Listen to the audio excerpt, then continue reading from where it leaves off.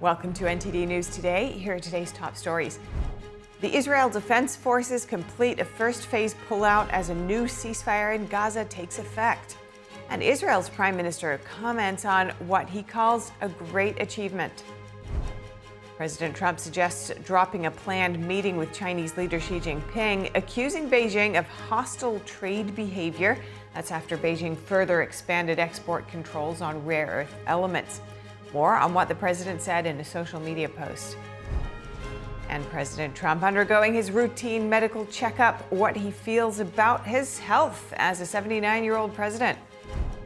Children displaced by the Russia-Ukraine war now reuniting with their families with the help of First Lady Melania Trump. The First Lady explains what has happened since she sent a peace letter to Russian President Vladimir Putin. The federal government is allocating more than $4 billion towards the southern border wall. How the so-called Smart Wall will help law enforcement.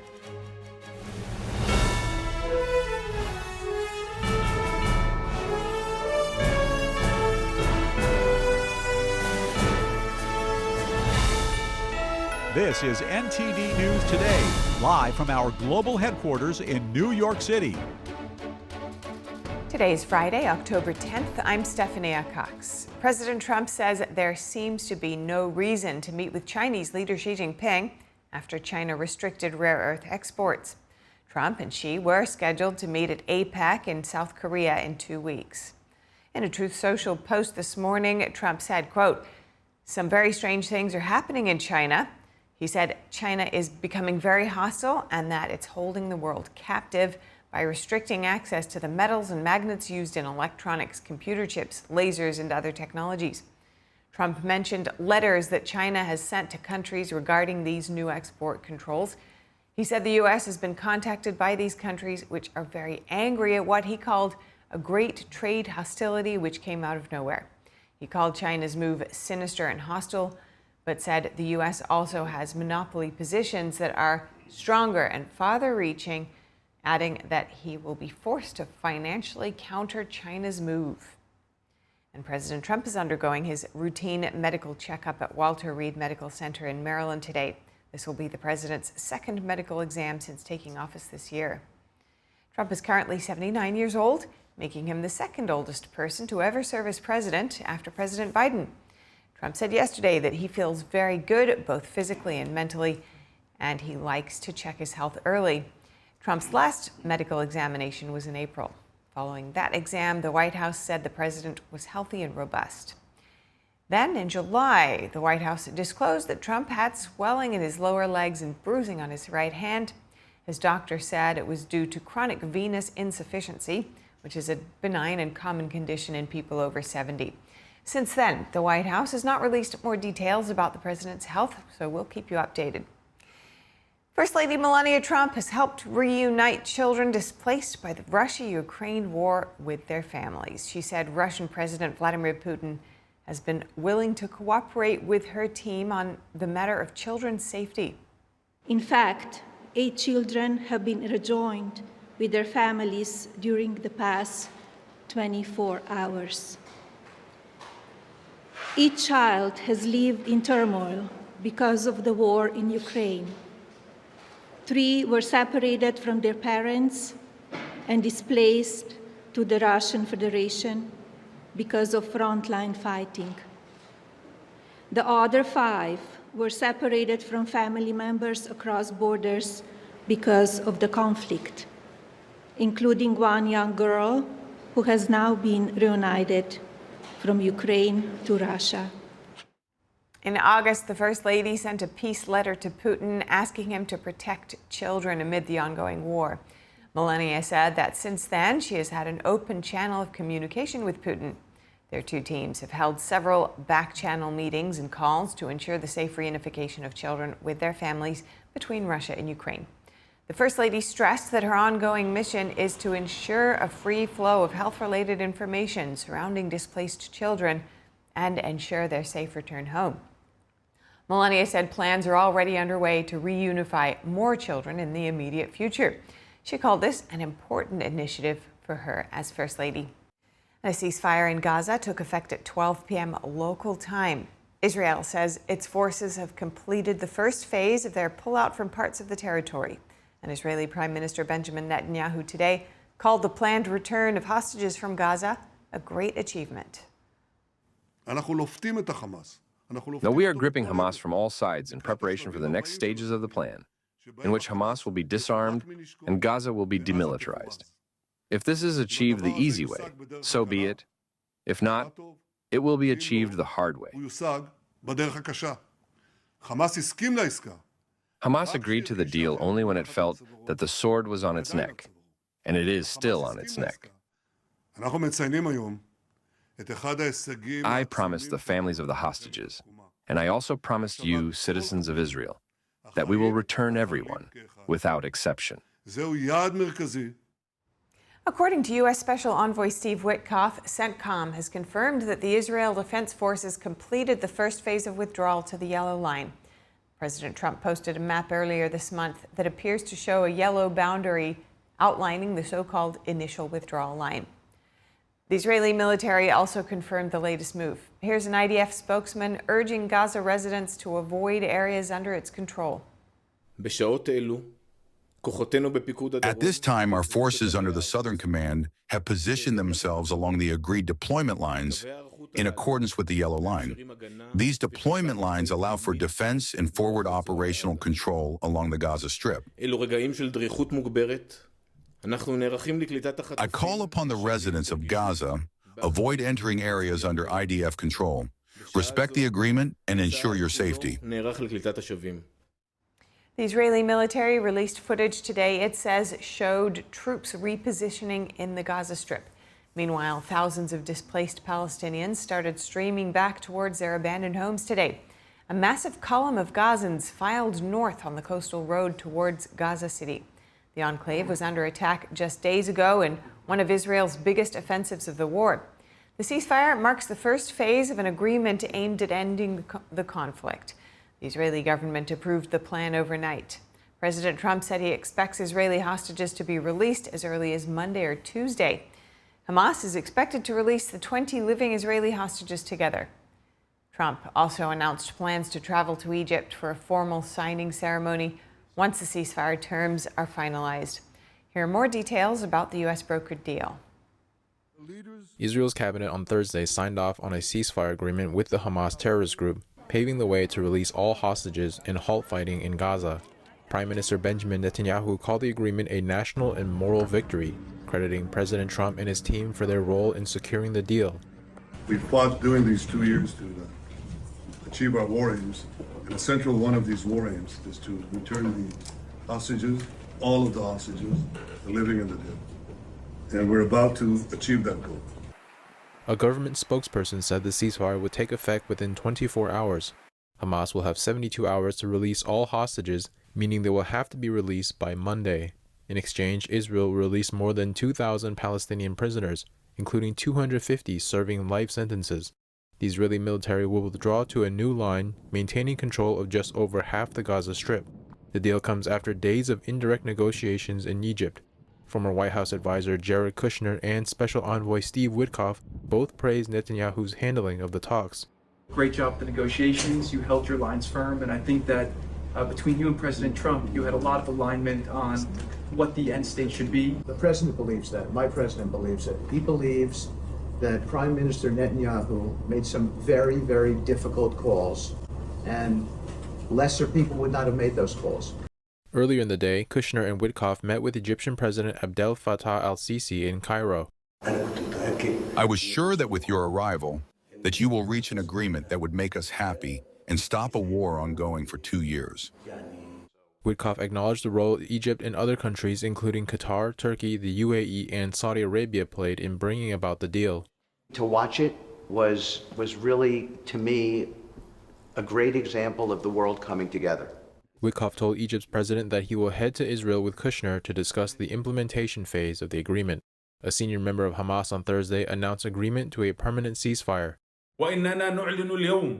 Today, we are announcing that we have reached an agreement to end the war and aggression against our people and to implement a permanent ceasefire.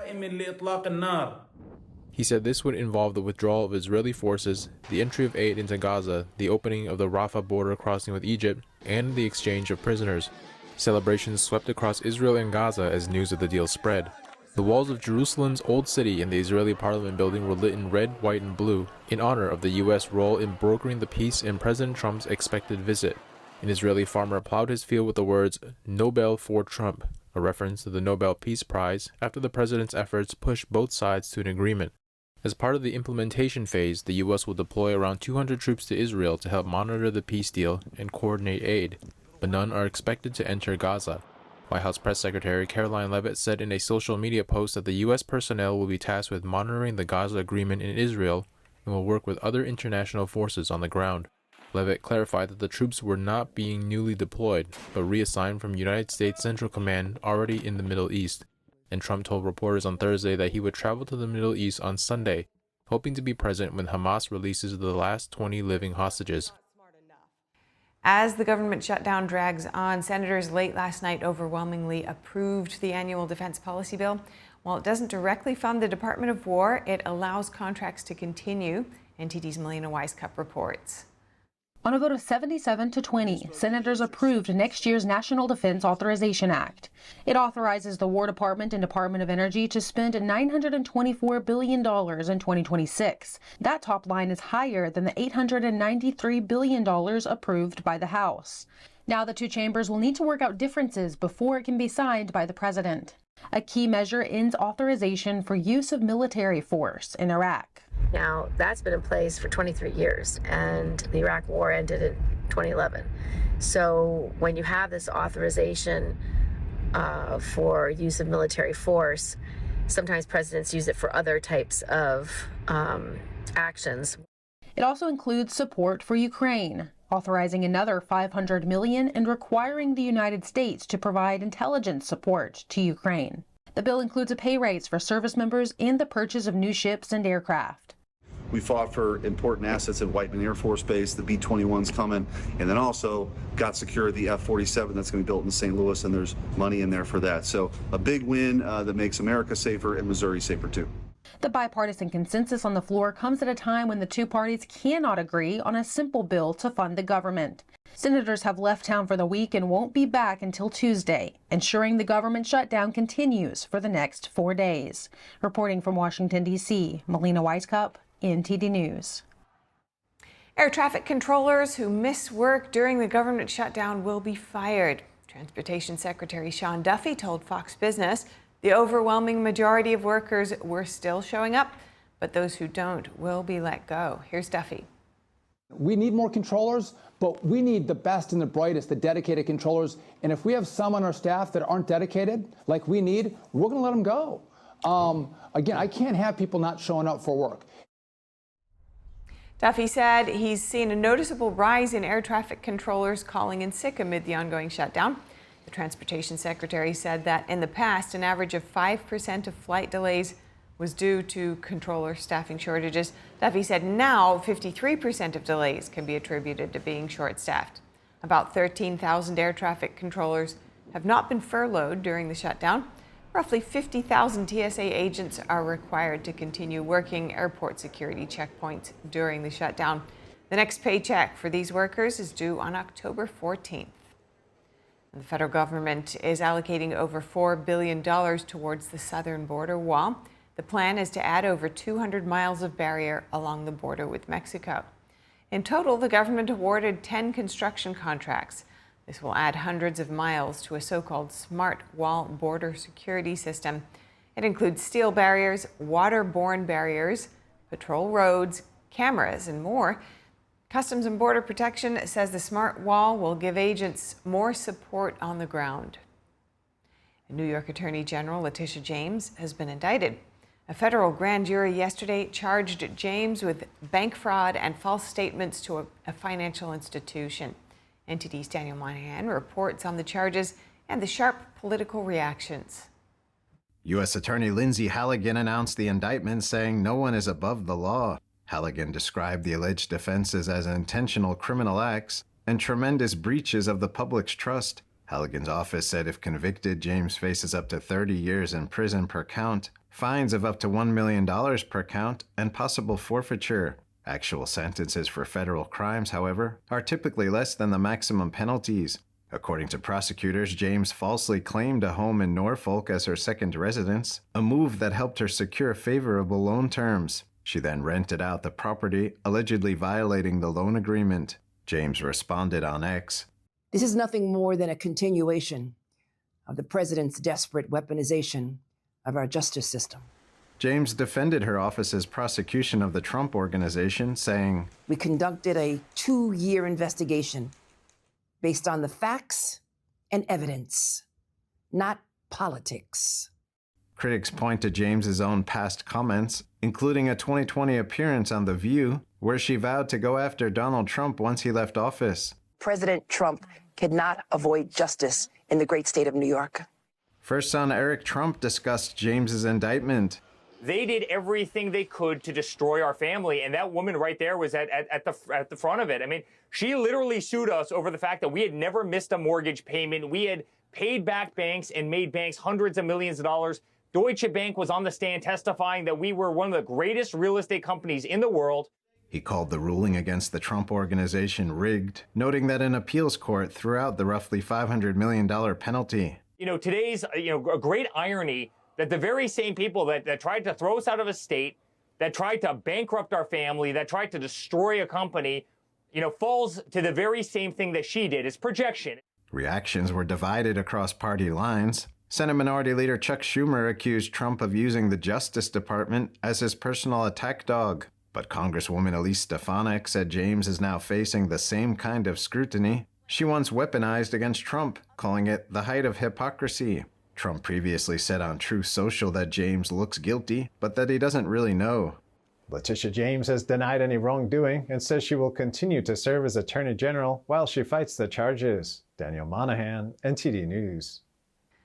Next, Russian President Vladimir Putin says Moscow is engaged in a nuclear arms race with major world powers, including the United States. But he adds that peace proposals are still being followed.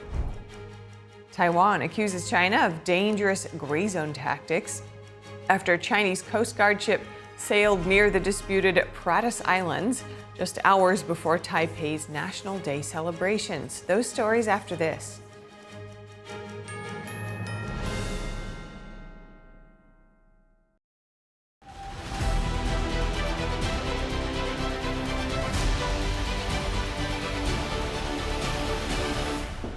I'm Stephania Cox, and this is World Watch. The 2025 Nobel Peace Prize goes to Venezuela's opposition leader, Maria Corina Machado. The Nobel Committee announced the award in Oslo this morning. Here's the committee chair. She is receiving the Nobel Peace Prize for her tireless work promoting democratic rights for the people of Venezuela and for her struggle to achieve a just and peaceful transition from dictatorship to democracy. Machado went into hiding following last year's election in Venezuela. There had been calls for President Trump to win the Nobel Peace Prize this time around. Earlier this week, the Hostages and Missing Families Forum, a group formed after October 7th, submitted an appeal to the committee in support of Trump. But the deadline was January 31st, so he can only be considered for next year's Peace Prize. Machado posted on X today, quote, "I dedicate this prize to the suffering people of Venezuela and to President Trump for his decisive support of our cause." And Russian President Vladimir Putin says Moscow and Washington are still following agreements reached in Alaska. President Trump had met with Putin in Alaska for the first time since returning to office.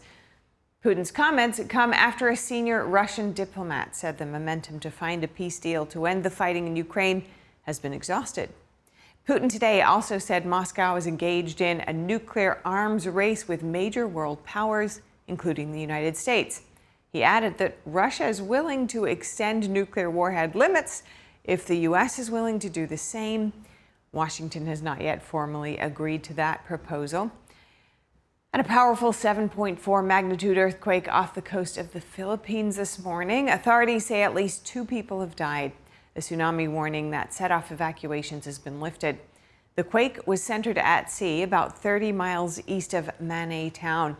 Local officials reported damaged homes, cracked roads, and hospital evacuations while people rushed into the streets. Philippine President Ferdinand Marcos Jr. said potential damage was being assessed.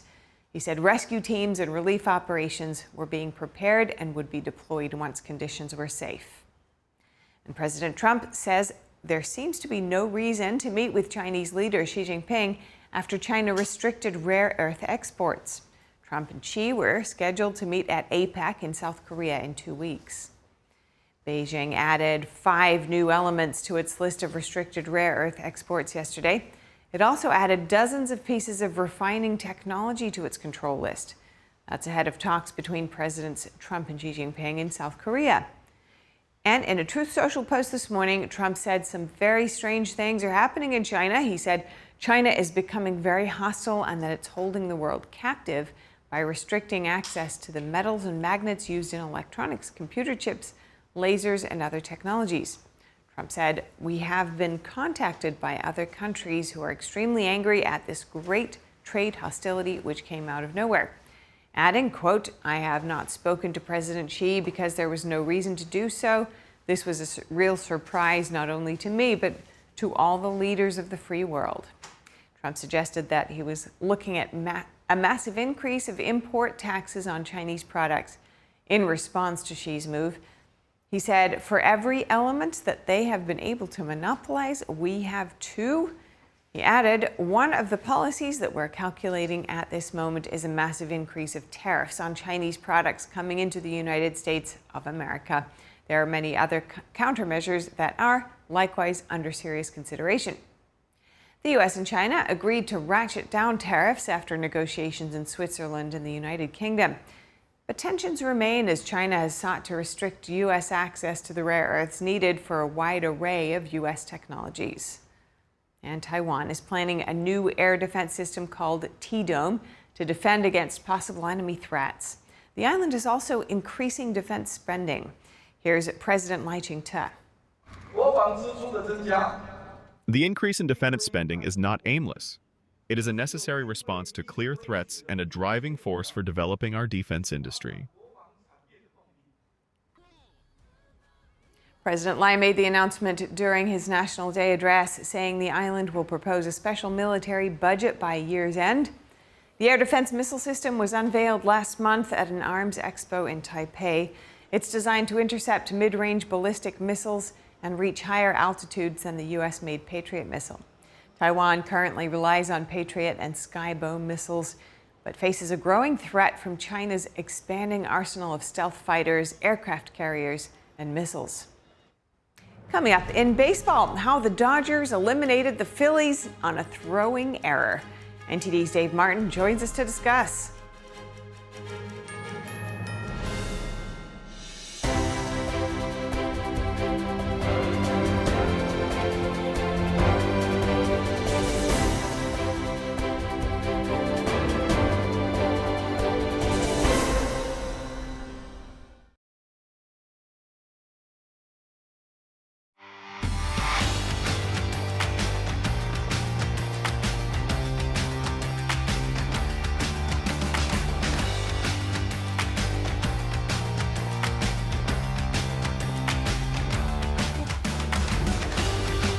And now for your sports news, we are joined by NTD's Dave Martin. Dave, plenty going in sports right now, but let's go to baseball, where the Dodgers clinched a pretty big win, but in an unusual way. Tell me about that. Yeah, you have to feel for Philadelphia pitcher Orion Kirkering. It was his throwing error in the bottom of the 11th as a fielder that clinched the game and the series for their opponents, the LA Dodgers. Now, Kirkering was pitching a very high leverage situation, all right? Bases loaded, 2 outs, bottom of the 11th inning, game tied at 1, a run by the Dodgers clinches the game in the series. They have to get an out there. But anyway, the hitter, Andy Pages, hits a comebacker right to him. But in Kirkering's haste, instead of throwing the easy out to first base, tries to throw it home instead. But he threw wildly. It goes over the catcher's head. Runner scored. Game over. Series over. I mean, I don't remember ever a game being decided like that, let alone a playoff series. Now, in fact, It's the second time in baseball history that a playoff series has been decided on any kind of walk-off error at all. And it puts the reigning World Series champion, the Dodgers, back in the NLCS for the 7th time in the past 10 seasons. NLCS is really just the semifinals of the baseball playoffs. So the Dodgers advanced despite Shohei Ohtani going just 1 for 18 in the series with 9 strikeouts. It was really all about pitching on both sides. So Dodgers advanced the NLCS on a wild play there. It certainly was. I don't know what it was. I mean, we had a supermoon just then, but it was a few days ago, so. Okay, maybe that explains it. I'm glad you found the deeper meaning to how these events happen. I mean, you gotta find out. You so know, is this gonna happen again? We really should report on those things before the game starts. Right. Be ready for some crazy stuff here, folks. All right. Increase the ticket sales. Yes. Okay, well, so the Dodgers actually will have a different opponent this time, either the Cubs or the Brewers. What does that mean for them? Well, they're going to find out soon, but they're not going to find out until Saturday. The Cubs won again last night, 6-0 to stave off elimination. They were down 2-0, so now they've tied it up at 2 as a winner-take-all. This is a best-of-5 set, so we're going to have a Game 5. That'll take place Saturday in Milwaukee. Cubs got pretty big performances from Ian Happ. He had a 3-run homer in the bottom of the first, and pitcher Matthew Boyd pitched, 4 2/3 shutout innings. Cubs shut them out for the entire game there. So meanwhile, in the American League, though, tonight we have the winner-take-all Game 5 between the Mariners and the Tigers. That'll be played out in Seattle. But the Tigers will start reigning AL Cy Young winner, what's his name? Tarek Skubal, almost forgot his name there. Opposite the Mariners, George Kirby. That game starts at 8 p.m. Eastern Time. The winner of that game will advance to face Toronto in the ALCS, which is just the semifinals of the American League side. And that series will then start on Sunday. Isn't that the name? Isn't that an acronym for Achilles heel? ACL. That's very close. Okay, this is my ALCS, ACL. My level of understanding. ALCS American League Championship You got it. Series. Okay, just testing you. ACL. So okay, noted. Now let's look at college football, where we got some games coming up. What's standing out to you? Oh man, for one thing, we've got a top 10 battle in the Big Ten. 3rd-ranked Oregon hosts number 7 Indiana. Now the Hoosiers, you know, they aren't really a feared program yet. They probably should be. Curt Cignetti, their new head coach from last year, he's now 16-2 in just his second season there. They're 5-0 this season. They already beat 17th-ranked Illinois 63-10 just a couple weeks ago. So anyway, Oregon versus Indiana will be at 3:30 Eastern Time tomorrow. Okay. Then meanwhile, 17th-ranked Illinois, who I just mentioned, they will host number 1-ranked Ohio State. Now the Illini, despite getting blown out by the Hoosiers, they're 2-1 in the Big Ten. Buckeyes really have not been tested this year. That win over number 1-ranked Texas early in the season does not look as good because Texas is no longer ranked. Now, plus, in the SEC, we've got 8th-ranked Alabama playing at number 14 Missouri. Tigers are 5-0 but have not played a ranked team. Crimson Tide, though, they have wins over Georgia and Vanderbilt. That game is also on at noon Eastern Time tomorrow. Also in the SEC, the Red River rivalry. Oklahoma, who is 6th-ranked, 5-0, plays against Texas, who I just mentioned, is dropped out of the rankings. But you can really throw these rivalry games, you can kind of throw out the records, you know. Everybody wants to win a rivalry game. I would think the Longhorns are going to show up. They are in big need of a big win, and this could be it for them. So, got some big games. That game starts at, I think it's at 3:30 Eastern Time as well. So we got some big games tomorrow afternoon. I'm looking forward to them. I'm sure you are too. I am too, and I'm looking forward to hearing your updates. Oh, I will have plenty of updates. You sure will. I will be on the couch tomorrow watching a whole lot of games. I was going to ask you, how do you even prioritize which ones to watch when there are so many games? It's very difficult, Steph. Yep. I keep flipping back and forth between the channels. Okay. That's how I do it. All right. Unlike our viewers who stay right on track. All right. Well, if you got any feedback on our show, if you have something you'd like to see us cover, send us an email at news.today@ntd.com. We would love to hear from you. We'll cover more stories right after this break.